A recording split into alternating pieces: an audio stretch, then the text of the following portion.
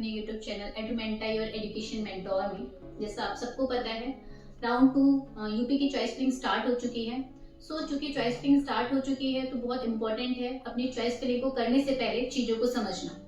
यहाँ पर जो हम टॉपिक डिस्कस करने वाले हैं वो हम analysis of seat matrix discuss करने वाले हैं।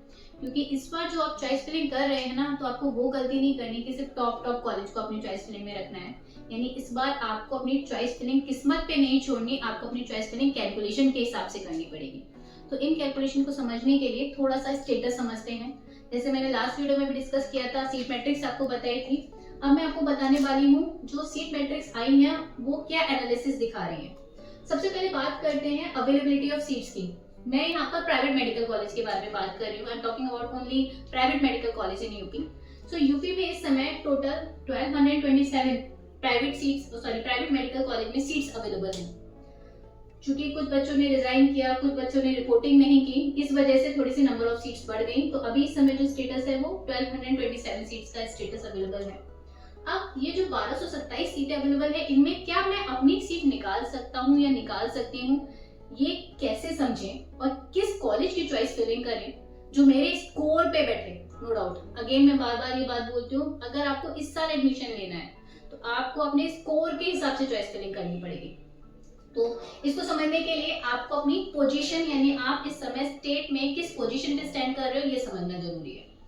ये चीज मैंने यहाँ पर 2 एग्जाम्पल्स के थ्रू समझाने की कोशिश की है, जो मैं आपको अभी एक्सप्लेन करूंगी। जैसे फॉर एग्जाम्पल, एक स्टूडेंट या एक पोजीशन थी राउंड 1 में 12,000 की पोजीशन, जिस पोजीशन पे एक बच्चा स्टैंड कर रहा था जिसका नाम था एएस। अब ये पोजीशन पे जब बच्चा स्टैंड कर रहा था एएस, तो उस समय एएस के जो स्कोर थे वो 475 थे। यानी 12,000 पोजीशन पे, जब मैं पोजीशन का मतलब स्टेट में आप किस पर्टिकुलर नंबर पे स्टैंड करते हैं, तो जब वो बच्चा 12,000 पोजीशन पर स्टैंड कर रहा था एएस, तो उस समय उसके स्कोर 475 आए थे। अब चूंकि पोजीशन तो सेम ही रही, नो डाउट कुछ नंबर ऑफ स्टूडेंट बढ़े, ठीक है। जैसा सबको पता है, राउंड 2 में 2369 न्यू स्टूडेंट्स आए, तो पोजीशन पे तो बहुत इम्पैक्ट आया नहीं। अगेन पोजीशन 12,000 रही। राउंड 2 में जब हमने 12,000 पोजीशन पे देखा, तो हमने देखा कि 12,000 पोजीशन पे क्या सेम स्कोर वाला बच्चा आएगा। तो हमने फाइंड आउट किया कि 12,000 की पोजीशन पे अब जो बच्चा आ रहा है टीएस, उसके स्कोर जो है वो 496 हो गए। यानी आप देख रहे हैं उसी पोजीशन पे राउंड 1 पे बच्चे का स्कोर 475 था, वहीं पर राउंड 2 में उसका स्कोर हो जाता है 496। और चूंकि स्कोर चेंज हुए तो रैंक तो चेंज होगी ही होगी, राइट। तो रैंक में भी इम्पैक्ट आपको दिख रहा है। यानी सेम पोजीशन के लिए राउंड 1 में स्कोर लगा 475 नंबर का और राउंड 2 में स्कोर लग रहा है 496 का। यानी ये स्कोर जो हो गया वो 21 नंबर से इंक्रीज हो गया। ये मैंने एक ऐसे बच्चे का लिया जिसको यूपी में कॉलेज मिल सकता है। अब उसे ये समझना है कि उसके स्कोर पे क्या मिलेगा उसको। वहीं पर मैंने एक और एग्जांपल उठाया जो कि हमारा लास्ट स्कोर पे बैठा था, जो हमारा लास्ट कट ऑफ गया था। जब मैंने लास्ट कट ऑफ वाले बच्चे का या लास्ट कट ऑफ वाले स्कोर के बेसिस पे एनालिसिस करने की कोशिश की, नो डाउट ये फर्स्ट राउंड का था, सेकंड राउंड का नहीं था, लेकिन ये 353 लास्ट स्कोर था, कट ऑफ था हमारा।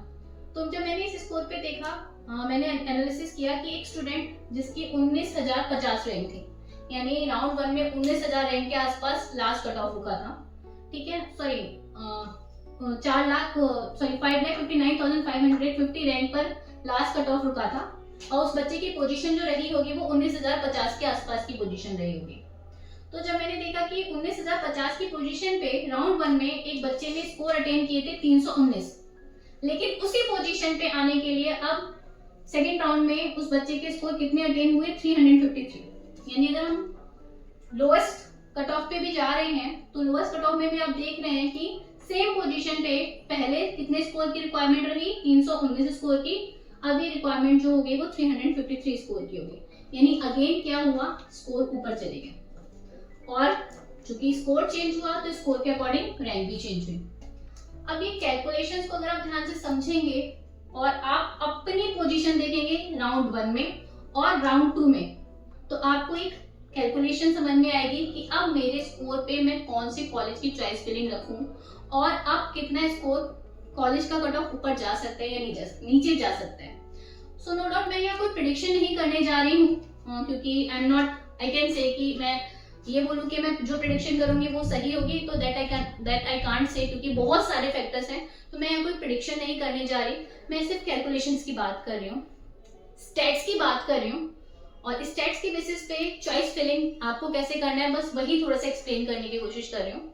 सो अब जब आप चॉइस फिलिंग कर रहे हैं तो अपनी सीट मैट्रिक्स में राउंड 1 और राउंड 2 की पोजीशंस को, उनकी कैलकुलेशन को ध्यान में रखते हुए करेंगे, तो आई एम 200% श्योर कि आप सेकेंड राउंड में अपने लिए कॉलेज निकाल पाएंगे, क्योंकि second round is again the we can say third round के बारे में मत सोचिए, second round is you can consider the last round, क्योंकि थर्ड राउंड में कुछ बचता नहीं है।